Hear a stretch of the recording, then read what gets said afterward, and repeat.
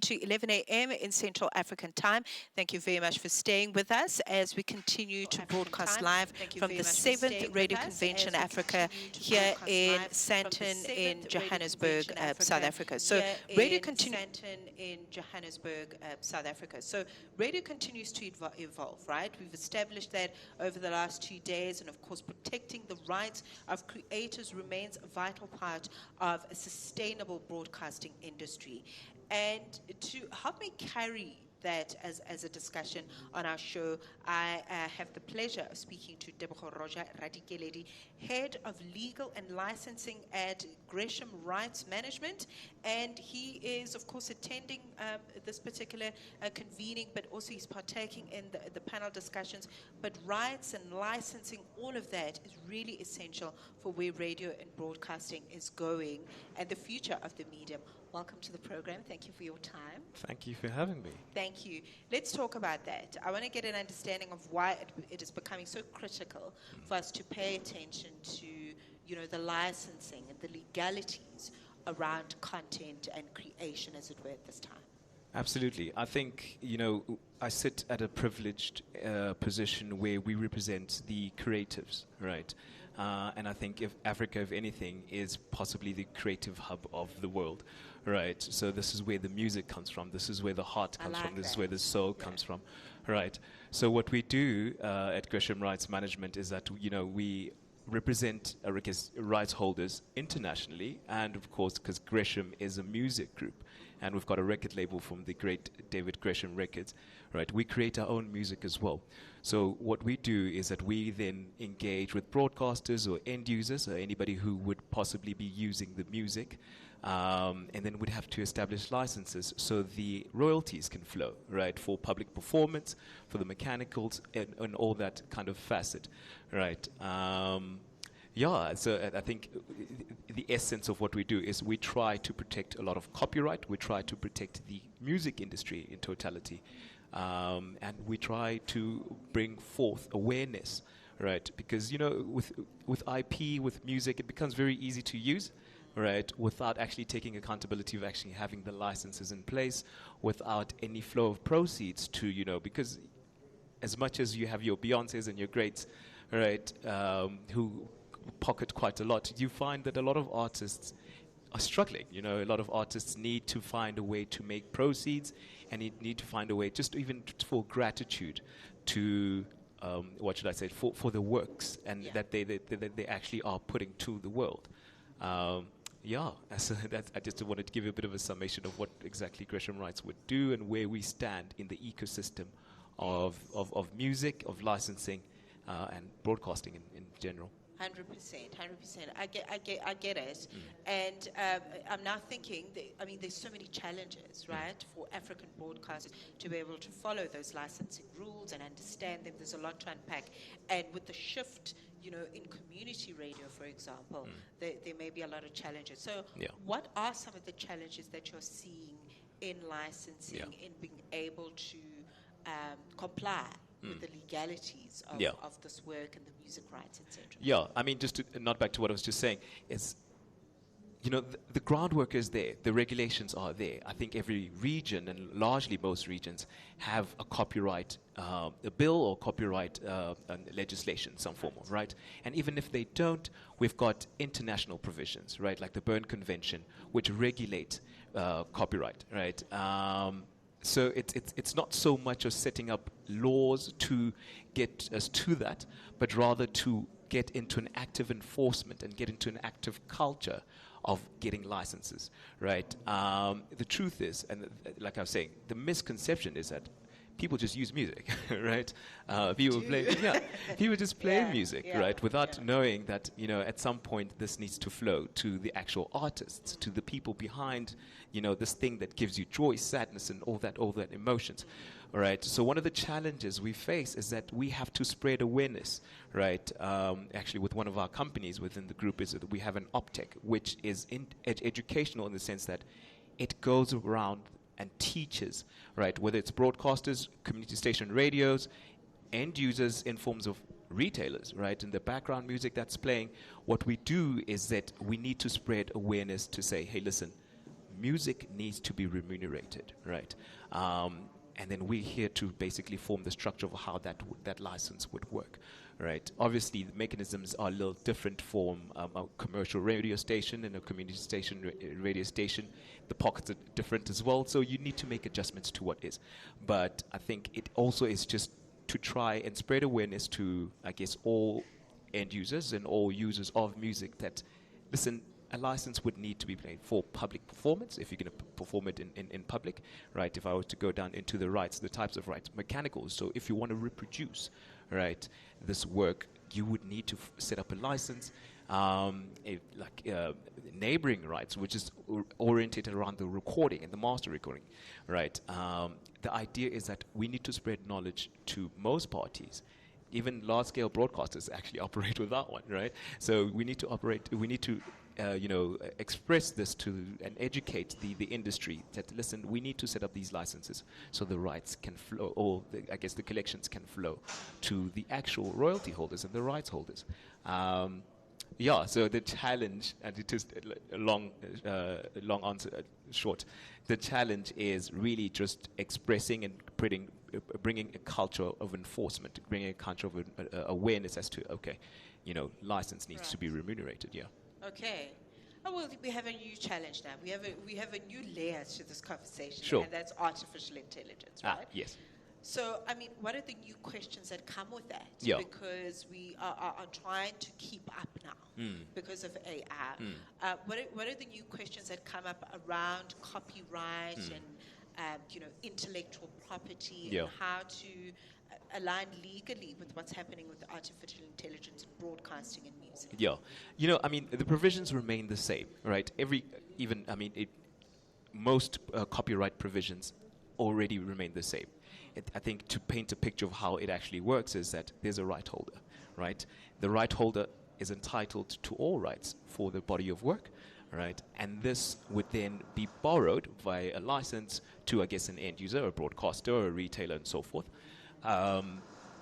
So that is enshrined regardless. The introduction of AI has caused disruption in the sense that then it has based itself as, okay, we provide AI music, which is a workaround to actually trying to get remuneration to the actual artists, right? So but a lot of I guess disputes have arisen with AI, more so to the teaching of AI, right? Because what you do with AI is that you need to prompt it, you need to teach it to say, okay, I need this type of music, and then it spits it out for you, right? But because remember, it's largely a search engine more than anything. In order for it to give you something, there needs to have been an input from the background, right? So the issues we've faced as CMOs, RMEs, is that and independent publishers like publishers like Universal, Sony, is that you find that music has been taught to these AI models without actually giving way to the rights of teaching it, right? So we'd have to set up some form of a license prior to the teaching, right? And then this gives way to, I guess, a whole little dimension of saying, well, what are the teaching rights? What kind of rights are there needed then? And how does that translate to then, I guess, it flowing the output of the AI? How does that AI music, how does that translate to then it going to the broadcasters? Would an additional license be needed, right? Or is that initial license be the groundwork? So that's what we're navigating now. But again, the biggest battle is just the teaching of the AIs prior to it spitting out. It's a lot, Greg. Okay, I'd like us to take a break, but we're going to continue the conversation because I really want to get an understanding as to what is discussed or what's to be discussed in the panel discussion that you're part of as well. Thank you very much for tuning in. If you've just started listening, welcome to the show. We're back after this. Africa World Hour with Mpositole.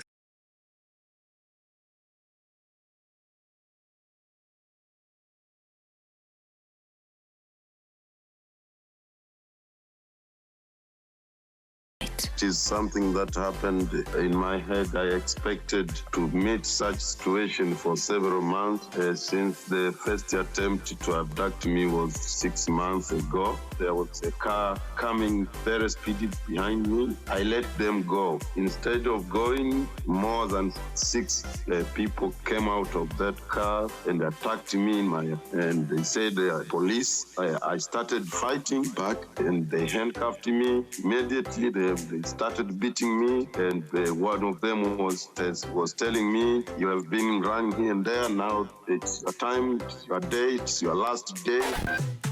Africa World Hour with Mpositole. Catch it on the Channel Africa app, SABC Plus, and on channelafrica.co.za.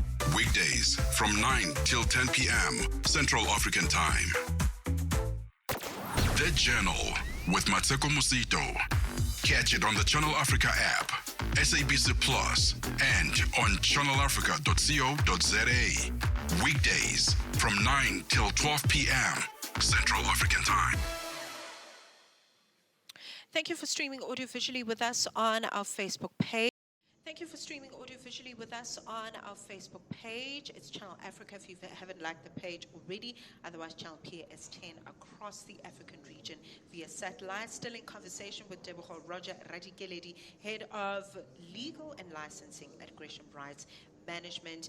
And in fact, he's going to be sharing a panel with people from the South African Broadcast Corporation and ICASA as well, which is a regulatory body here in South Africa, looking at a discussion titled Broadcast Licensing in the Digital Age, Navigating the Evolving Rules for Online, On Air, and On Demand, okay? Because that's where the world is going as you and I speak. So let's talk about this panel and, just in being able to integrate and really speak to one another instead of, working in silos. Music speaking to the broadcasting house, speaking to the regulatory body, the importance of operating in that manner. Yeah. I think one thing that we need to make clear, right, is that for artists and musics, and I guess the whole music ecosystem, is that we support innovation, right? Innovation is absolutely what we would look for, right? We need more access to music. We need more avenues where we can get attention to what, to your favorite song, right? So the digitalization, or I guess if you're going to go on demand, if you're going to go DSPs like Spotify and so forth, and all these kind of platforms that are more new age era than the frequencies that we know from the past, right? We encourage that, right? Because at the end of the day, it encourages music usage, right? What we serve to protect as a CMO, as an RME, is that we just serve to protect that the rights are obviously rights are, I guess, enshrined prior to usage, right? So if you're gonna go to a live stream, right, like a simulcast, and frequency at the same time, then we need to make sure that that publication to the community in totality is also, I guess, is also taken in consideration into your license agreement, your licensing structure, your licensing framework. It's just really what we try to preserve the rights holders, I guess, interest at this point. So the due diligence has to be done prior to the use. I think that's number one, right? But if anything, let's have more innovation. Let's have more ways of communicating music to the public, of communicating, I guess, the artist's vision and the artist's creativity to the public. So yeah, I think this is largely beneficial than it is, a challenge, or it is, I guess, an area where a hurdle we would need to go through. Yeah. Okay. Yeah. Okay. As we wrap up our conversation, I want you to speak to the creators now, because we've got a huge creator economy around the world, and of course on the continent. What is your advice if I'm looking to start a podcast or a platform of my own, because we can do that now, right? We don't need, there's very little red tape around that. Yeah. But there is red tape around the legalities, as we've noted in the previous segment, around making sure that you comply correctly with the music and licensing rights, etc. So how would I navigate that if I'm starting a podcast? Maybe I want to incorporate some music in there, Yeah. so that I can sell this podcast and Yeah. make it appealing. Yeah. Where do I start? So that's the thing.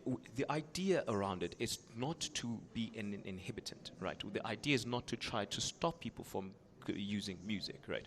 So largely what happens in an individual sense, say if you want to post your podcast on a YouTube or on a social media platform, then what the CMO, the RME, or the PRO would engage, the parties that would engage would be the platform as opposed to the individual, right? So what you would do then is that you would engage, as CMOs would engage with YouTube as to the manner, and we provide them either with a blanket license or whatever would be suitable to the model of the platform, right, for the usage, right? Which is why you can have your, I guess the most common, if on social media you've got like Instagram and you've got, you just attach your music to your posts, right? That would already be copyrighted and they would be already have a license in place because as Instagram would have done so, right? So the larger corporations have more of an onus and more of a responsibility to make sure that this is protected prior to it being published, right? And then we go into the broadcasters. Again, the broadcasters, the idea is that